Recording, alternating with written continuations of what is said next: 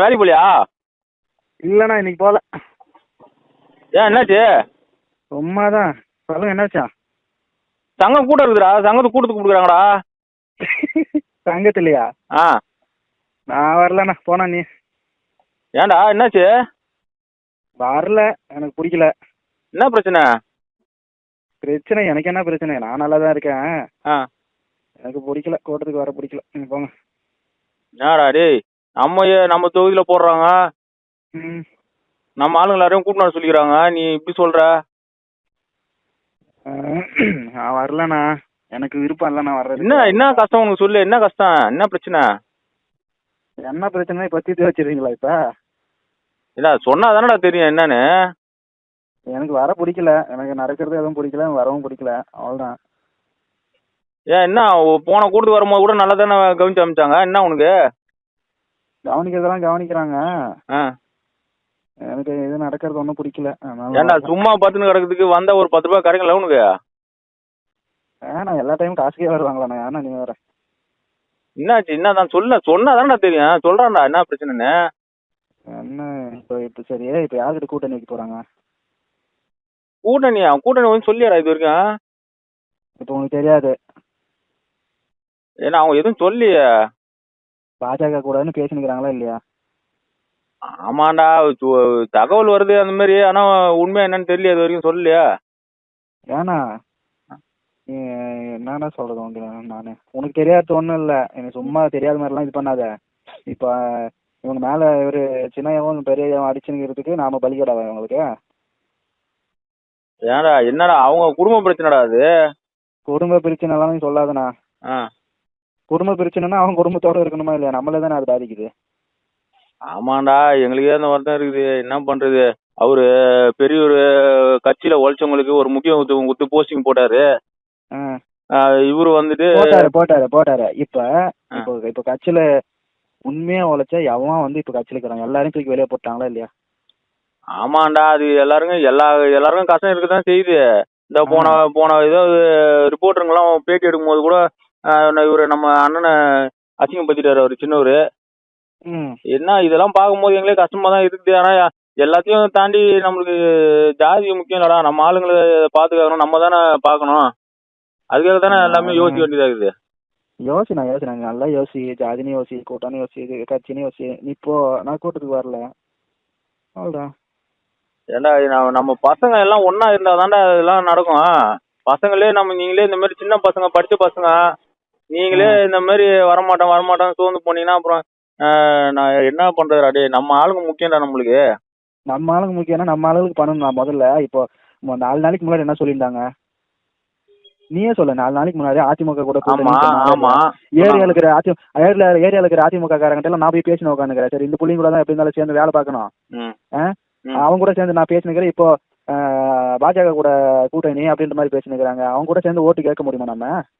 Correct தான்டா, எங்களுக்கே தெரியுது. அவன் வந்து தெருவில் நின்னா ஒருத்தன் கூட ஓட்டு போட மாட்டான்.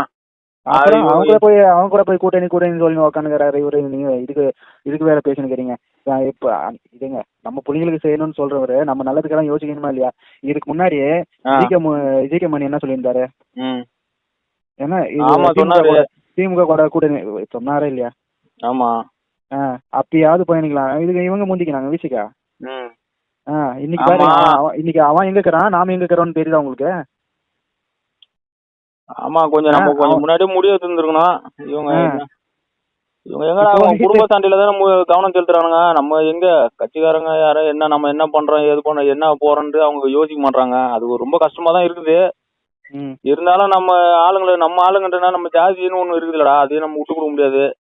ஏன்னா நீ வேற சும்மா இருந்தா எவன் காசு தரான், எங்க போவான், எவன் அதிகமா காசு தரான் அவன் கூட தான் போய் நிக்கிறாங்களே தவிர நமக்கு எல்லாம் ஒன்னும் பண்ற மாதிரி இல்லைங்க.